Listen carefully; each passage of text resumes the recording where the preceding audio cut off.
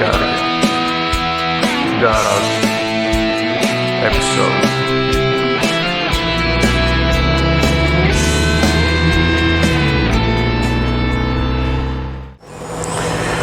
Σήμερα οι πιο πολλές μοτοσυκλέτες είναι κατασκευασμένες στην Κίνα, στην Ινδία, οι υπόλοιπες στην Ταϊλάνδη, στο Βιετνάμ κλπ. Αυτή εδώ η πέρα η μοτοσυκλέτα είναι μία από τις λίγες που είναι κατασκευασμένες στην Ιαπωνία.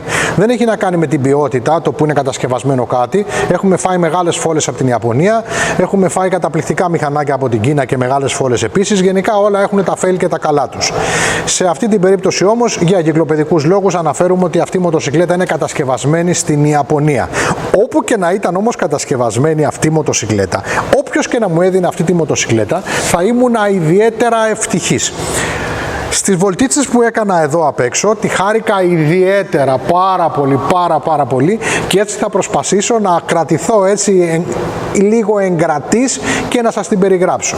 Πρόκειται λοιπόν για ένα μηχανάκι ψευτοεντούρο με τάσεις προς το εντούρο, δηλαδή θα το έλεγα ένα κλικ πριν το play bike, για να είμαι ακριβής για όσους θυμούνται αυτούς τους παλιούς όρους, γιατί τώρα έχουμε τους νέους όρους adventure, rally, crossover κλπ. Αν θυμηθούμε τους παλιούς όρους, αυτό θα έλεγα ότι είναι ένα κλικ πριν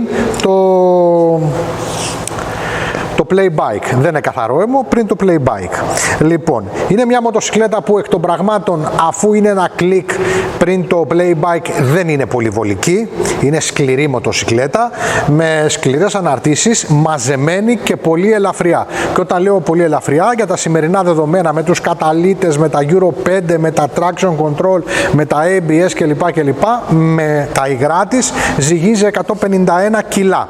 Η θέση οδήγησης προφανέστατα είναι για ένα άτομο. Κάθομαι άνετα, κλείνω τα πόδια, σηκώνω, είμαι πολύ ωραία. Εντάξει, οι μανέτες θα κατεβούν λίγο κάτω, δεν το έχουν συναρμολογήσει εδώ σωστά, δεν ξέρουν και τα παιδιά από εντούρο. Λοιπόν, είναι πάρα πολύ ωραίο για αυτή τη δουλειά και φυσικά είναι εντελώς αφιλόξενο για τον συνεπιβάτη, αν και για τον συνεπιβάτη έχει σελάκι και έχει και πατητήρα ο Θεός να τον κάνει. Αυτούς τους πατητήρες τους βιδωμένους πάνω στο σκελετό είχαμε να τους δούμε πολλά χρόνια και χαίρομαι πάρα πολύ που τους βλέπω. Είναι σαν να λες στον συνεπιβάτη, στο καλό να πας δεν σε θέλω. Ωραία πράγματα. Πάντως η σέλα, το ότι έχει μήκος, είναι καλό γιατί μπορείς να κινηθείς μπρος πίσω στο χώμα όταν χρειάζεται να είσαι κοντά στη σέλα, αν και συνήθως ως γνωστόν οδηγάμε όρθιοι. Στην όρθια οδήγηση έχουμε μεγάλο πατητήρα άνετο, ο οποίος θα κρατήσει τον αναβάτη σωστά πάνω, και φυσικά έχουμε και το λάστιχο για τις κινήσεις μας μέσα στην πόλη. Λοιπόν, έχουμε σε αυτήν τη μοτοσυκλέτα τάπα που κλειδώνει, έτσι, έχουμε μονό stand, έχουμε φυσικά φλασάκια πολύ ωραία LED, έχουμε το λασποτηράκι μας, έχουμε μια πανέμορφη εξάτμιση η οποία είναι πραγματικά μπιμπελό, και το λαδάκι τυπικά όπως τα παλιά χρόνια εδώ μέσα στο σκελετό. Λοιπόν, αυτός ο εξοπλισμός τώρα που βοηθάει? Βοηθάει στο ότι ο αναβάτης θα πάει από το σπίτι του μέχρι το σημείο που θα ξεκινήσει την περιοδεία του στο βουνό, κανονικά με τις πινακίδες του. Δεν είναι δηλαδή το μηχανάκι για να το κυκλοφοράς κάθε μέρα, θα σε πιάσει μέση σου. Το μηχανάκι είναι για να μπορείς άνετα με την πινακίδα, χωρίς να χρειάζεσαι κανένα φορτηγό ή οτιδήποτε άλλο, να μεταφέρεις το μηχανάκι σου εκεί που θα κάνεις την εντουράδα σου. Και φυσικά αν είσαι νέος, να κυκλοφοράς και στην πόλη σου και να κάνεις διάφορα, λέμε τώρα, παραδείγματος χάρη, να βλέπεις το τοπίο. Το τοπίο. Έτσι. Λοιπόν, ρολογάκι. Τι ρολογάκι έχουμε? Το ρολογάκι είναι LCD, τελείως παλιάς κοπής, θυμίζει δηλαδή μηχανάκια 20 χρόνων, αλλά έχει αυτά που είναι απαραίτητα. Έχει δηλαδή το βενζινόμετρό του, έχει τα χιλιόμετρά του, και το σημαντικότερο, έχει δύο κουμπάκια δεξιά-αριστερά, όπου το αριστερό σημαντικότατο απενεργοποιεί τα ABS για να πας στο χώμα. Σημαντικότατο. Επίσης, όταν μπαίνεις με το mod που υπάρχει στο αριστερό σου χέρι, μπορείς να απενεργοποιείς και να αλλάζεις επίπεδο το traction control. Πολύ ωραίο και αυτό. Έτσι όλα είναι ωραία, όλα είναι όμορφα για να οδηγήσεις και εντός πόλης και εκτός δρόμου γενικά.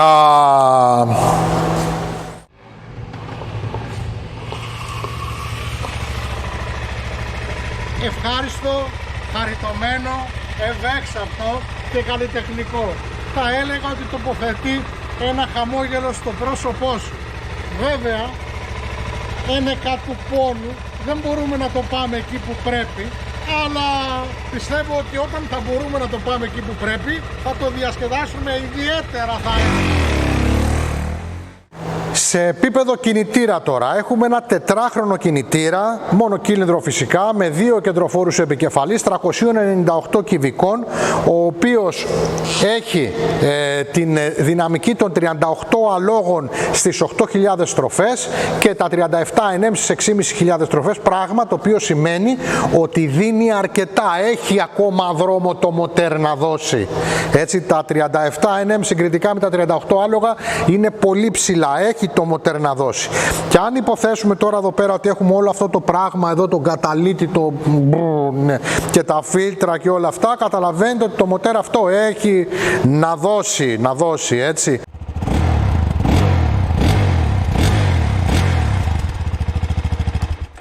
Λοιπόν, το βάρος του είπαμε είναι στα 151 κιλά, το μηχανάκι έχει ένα τεπόζιτο 8,7 λίτρα και έχει ένα κυμπότιο ταχυτήτων 5 ταχυτήτων. Λοιπόν, το σώμα του είναι ένα 40διάρι και όλα δείχνουν ok. Πάμε τώρα στα φρένα. Έχουμε καϊάμπ αναρτήσεις εμπρός, καϊάμπ αναρτήσεις και πίσω, που από ό,τι βλέπω μπροστά ρυθμίζουν κιόλας και το αυτό πίσω. Λοιπόν, αν κρίνονται καλές στο χώμα, δεν μπορώ να ξέρω, δεν το πήγα. Στην άσφαλτο που κάναμε τη βολτίτσα μας μια χαρά δείχνουν και στα φρεναρίσματά τους και σε όλα. 2 πιστονάκια μπροστά της Nissin για το δίσκο και ένα πιστονάκι πίσω πάλι στο δίσκο της Nissin. Εάν είναι καλή στο χώμα, πάλι δεν μπορώ να έχω άποψη, γιατί δεν έχω βάλει το μηχανάκι καθόλου στο χώμα, αλλά μπορώ να πω ότι στα φρεναρισματάκια τα λίγα που κάναμε εδώ πέρα, που παίξαμε λίγο, εν πάση περιπτώσεις, μια και είναι η χαρά του παιδιού αυτά τα πράγματα, παρά το ότι ήταν καινούριο το μηχανάκι με 0 χιλιόμετρα, ήταν πάρα πολύ ασφαλή. Ωραία. Αυτά λοιπόν είναι τα τεχνικά χαρακτηριστικά και η πρώτη εντύπωση, η πρώτη επαφή με το DR 400Z4S. Λοιπόν, ας το δούμε τώρα και απέναντι στο αδερφάκι του.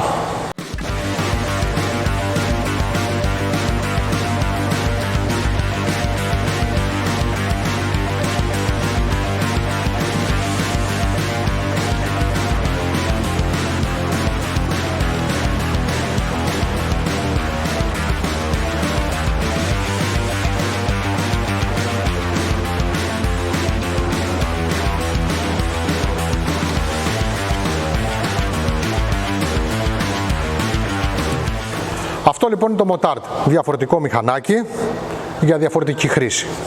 Και όντας με τα λάστιχα τα εντελώς τριτάδικα απάνω, που να σημειώσουμε ότι σε αυτή την περίπτωση είναι Dunlop, είναι το μηχανάκι προφανέστατα πιο καλό στην άσφαλτο. Οι διαφορές δεν είναι σημαντικές, δηλαδή αυτό έχει ποδιά, αυτό έχει ποδιά, το πυρούνι αν και εδώ μαύρο και στο άλλο χρυσό τα είδα είναι στην ίδια διάσταση, γενικότερα το σουλούπι όλο είναι ίδιο, αλλά οι διαφορές οι βασικές έγκυται στις ζάντες. Από τις 21 πάμε στις 17 και ταυτοχρόνως έχουμε άλλο δισκόφρενο, το οποίο είναι, ας το πούμε, πιο στριτάδικο από ότι είναι το δισκόφρενο δίπλα. Έχουμε ανοδιωμένη ζάντα μπλε, πάρα πολύ όμορφη, θυμάμαι ένα Husqvarna που είχα μια Excel πάνω τέτοια μπλε, ενώ αντιστοίχως το άλλο μηχανάκι είναι από εκεί, γι' αυτό δείχνω από εκεί, είναι μαύρο, πάλι ανοδιωμένο. Αυτή βασικά είναι η κεντρική διαφορά, η πρώτη διαφορά που αντιμετωπίζει κανείς βλέποντας τα δύο μηχανάκια και φυσικά η πιο σημαντική διαφορά ανάμεσα στα δύο μηχανάκια. Ξεκάθαρο. Βασικές διαφορές οι εξής που υπάρχουν στη ζάντα. Φρένο ζάντα, λάστιχο. Αυτό. Από εκεί και πέρα πυρούνι, αν και άλλο χρώμα, ίδιο μέγεθος. Μάσκες ίδιες. Φτερό που κανονικά είναι πιο κοντό στα μοτάρτ συνήθως και έχουν και κάποιο χαμηλό. Εδώ έχουμε ίδιο. Κατά τα υπόλοιπα λοιπόν τα δύο μηχανάκια είναι ίδια. Και το γρανάζι που του ρίξα μια ματιά, τα γρανάζια πίσω, αν είναι κάποιο πιο μακρύ, εκ πρώτης όψεως από το πίσω φανάρι δεν δείχνει κάποιον να είναι πιο μακρύ, αλλά δεν μπορώ να είμαι και σίγουρος γιατί δεν έχω οδηγήσει αυτό το μηχανάκι ώστε να ξέρω τι μάκρος έχει σαν σασμάν και πώς αποδίδει. Πάντως αυτό αποδίδει. Με χαρά το λέω. Βγάζει στο traction control και αποδίδει. Αποδίδει. Λοιπόν, Γεωργία, δύο μηχανάκια, δύο κατηγορίες καγκουρόπουλων. Μικρών ή μεγάλων. Δύο κατηγορίες καγκουρόπουλων. Το καγκουρόπουλο το βραχώδες και το καγκουρόπουλο το δρομιώδες. Είναι δηλαδή το καγκουρόπουλο μπιμπίπ. Ασφαλτόδες, ναι. Ναι, μπιμπίπ. Λοιπόν, δεν ξέρω γι' αυτό. Αυτό με ενθουσίασε. Ξέρεις, είναι οι στιγμές που παίρνεις ένα μηχανάκι και κάνεις δύο τετράγωνα, κάνεις ένα πάνω κάτω, κάτι ας πούμε ρε παιδί μου, βλέπεις τα αυτοκίνητα που περνάνε γύρω γύρω και λες μ' αρέσει. Σε αυτή την κατηγορία μπαίνει αυτό. Δεν ξέρω τώρα με την τιμή του τώρα τι γίνεται, αλλά αυτό δεν είναι δική μου δουλειά. Εγώ μπορώ να πω ότι είδα μια ωραία compact μοτοσυκλέτα, την οποία περιμένω πώς και πώς να την πάρω κάποια στιγμή, να γίνει καλά το χέρι μου, να την κάνω και δοκιμή, να τη βάλω στο χώμα, να τη χαρώ. Προφανώς το μηχανάκι είναι χωματερό, είπαμε, έχει την πινακίδα του για να πηγαίνει μέχρι την εντουράδα χωρίς να χρειάζεται αγροτικό. Δεν είναι για πολλά γύρω-γύρω, έτσι. Και προφανώς αυτό είναι πολεμικό. Εσύ, Γεωργίτσα μου, τι άποψη έχεις? Έκανε και η Γεωργίτσα το γύρω-γύρω της, δηλαδή το... Εγώ δεν είμαι καμιά ειδική. Απλώς έχω οδηγήσει κάπως στα μηχανάκια, ρε παιδί μου, τέτοιου τύπου και μου αρέσουν. Έχω μία τάση. Μ' αρέσουν. Γιατί αυτό το πράγμα εδώ σου δίνει ελευθερία. Σου δίνει μια χαρά, ωραία έτσι. Ελευθερία σου δίνω εγώ που είμαι καλός άνθρωπος. Εσύ θα σου έλεγα τι δίνεις, αλλά έχει χάρη. Πάμε παρακάτω. Λοιπόν, επίσης, άμα το συνδυάσεις με το ελαφρό του βάρος και με το ύψος του λίγο, μπορείς να κάνεις ό,τι θες. Χορεύεις τη λίμνη των Κύκνων. Αυτό. Είναι πάρα πολύ ωραίο μηχανάκι, είναι από τα καλύτερα που έχω οδηγήσει. Ελαφίνα θα κάνουμε. Τι πες? Ελαφίνα θα κάνουμε. Μη μου κάνεις ελαφίνα εδώ. Τώρα που θα κλείσουμε μπορώ να... Εγώ θα κάνω μια ελαφίνα. Δεν σε έχω παιδεύσει ακόμα. Περίμενε, θα κάνω ελαφίνα. Κάνε ένα Grand Zete. Όχι, θες και ελαφίνα. Grand Zete, ελαφίνα. Ναι. Μπροστά. Να, Grand Zete περίπου. Μπράβο, παιδί. Σταμάτησες, μπράβο. Αυτά. Λοιπόν, να είστε καλά, ευχαριστούμε που μας είδατε. Εγώ σας ευχαριστώ για τη Γεωργία. Με υποχρεώνει να το λέω αυτό.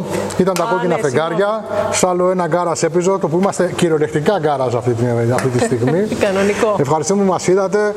Γραφτείτε συνδρομητές, παρακολουθήστε μας, κάντε κάνα like, βάλτε κάνα σχόλιο, κάντε ό,τι θέλετε, κάντε κάνα share.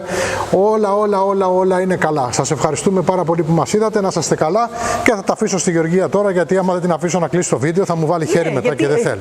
Δεν τους είπες το πιο σημαντικό. Ευχαριστούμε πάρα πολύ για αυτά που κάνετε, που ασχολείστε μαζί μας, γιατί μπορούμε να οδηγάμε μηχανάκια σαν κι αυτά. Να είστε καλά. Να ξανακάνω εγώ ένα Grand Zete. Όχι, να κάνω μια ελαφίνα. Πρόσεξε. Το up Zete. Εντάξει. Λοιπόν, γιατί έχω ένα νταλκά και πρέπει να τον ομολογήσω. Ξέρεις, όταν ο νταλκάς είναι ομολογημένος, αισθάνεσαι καλύτερα με τα DR. Λοιπόν, η πρώτη μοτοσυκλέτα που πήρα στη ζωή μου μεγάλη ήταν ένα DR 250S του 1981, αυτό που είχε ταμπούρο μπροστά. Την εποχή που το πήρα, το 86-87, είχε βγει ήδη το επόμενο μοντέλο, το οποίο είχε μπροστά δισκοφρενάκι. Ωραία. Αερόψυχτο, τρελό μηχανάκι, από τα χειρότερα της εποχής οπτικά, συγκριτικά δηλαδή με τα XLR που υπήρχαν και με τα KLR που είχαν πρωτοβγεί εκείνη την εποχή. Αλλά αυτό το DR είχα, γιατί δούλευα σε κάτι νοικιαστικά και ήταν το πιο γρήγορο από όλα τα DR. Είχε καμιά 30 νοικιαστικά DR αυτός ο τύπος εκεί πέρα και πήρα το καλύτερο, το πήρα μετά. Είχε και μια μεγάλη μπαρούλα στο τεπόζιτο, ήταν και άσπρο. Τα πιο πολλά ήταν κίτρινα, αυτό ήταν άσπρο, ήταν ωραίο, διαφορετικό. Λοιπόν, με αυτό το μηχανάκι πήρα ό,τι αξεσουάρ υπήρχε, δηλαδή του πήρα ακόμα και κάλυμα για το ταμπούρο. κάλυμα για το ταμπούρο, δηλαδή τι μπορεί να είναι το κάλυμα για το ταμπούρο. Αλλά του έβαλα λάστιχα motocross, του έβαλα προέκταση με τεφλόν στο αμορτισέρ για να είναι πιο σκληρό και να μην καθίσει το μηχανάκι όταν κάθομαι, για να φαίνομαι πιο ψηλός. Και όταν προχώρησε ο καιρός, έτρεξα και τον πρώτο μου αγώνα enduro, όπου μαντέψτε, βγήκα και πρώτος στα ψευτοεντούρο. Δεν τερμάτισε κανείς άλλος, μόνο εγώ τερμάτισα. Και είχα τερματίσει γιατί ήταν ένας τουκέ αγώνας και είχε μπει και ο Λευγές ταχυτήτων κάτω από το κάρτερ, είχε φάει 37 ξάπλες στον αγώνα και εκεί επέμενα με πρώτη, δεν μπορούσα να βάλω δεύτερη, ήταν από κάτω ο Λευγές και τερμάτισα. Και αν θυμάμαι καλά, ήμουνα με το νούμερο 19 και φορούσα και ένα κράνος MDS και κάτι μπότες δανεικές μου τις είχε δώσει στο Σταυράκι, κάτι γάντια ηλεκτροσυγκόλλησης, ξέρετε, τέτοια πράγματα. Και παιδί μου, το αγαπούσα πάρα πολύ αυτό το πράγμα και μετά στη συνέχεια κάποια στιγμή πήρε ο Γιάννης ένα DR 3,5 όταν βγήκαν τα 3,5, τα R, τα καλά, όπου για κάποιο λόγο με το πήρε το πούλησε.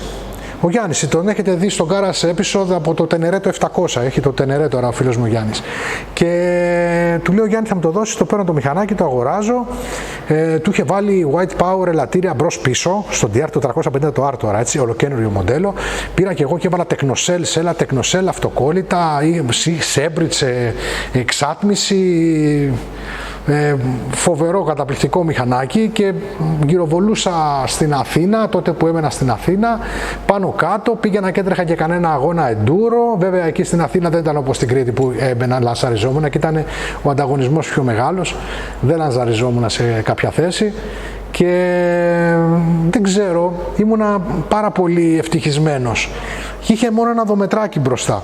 Λοιπόν, αυτό το μηχανάκι θυμάμαι ότι το πούλησα. Για ποιο λόγο? Γιατί κάποια στιγμή φοβόμουν ότι θα μου το κλέψουν. Αυτό δεν είχε κλειδαριά και είχα ένα πέταλο πίσω, το οποίο το βάζα εδώ στο φτερό για να το κλειδώνω. Τώρα αγγίζει. Δηλαδή μου κάνει και εντύπωση πώς μου τα αφήσανε και συνεχώς το πέταλο χτυπούσε και πήγαινε πίσω και μου χτυπούσε το κολοφάναρο και μου το ξύλωνε και άλλαζα συνέχεια κολοφάναρα. Οπότε κάποια στιγμή για αυτό το λόγο το άλλαξα. It's okay. Λοιπόν, αυτά τα μικρά για την ιστορία μου με τα DR και αυτό το ωραίο λογότυπο.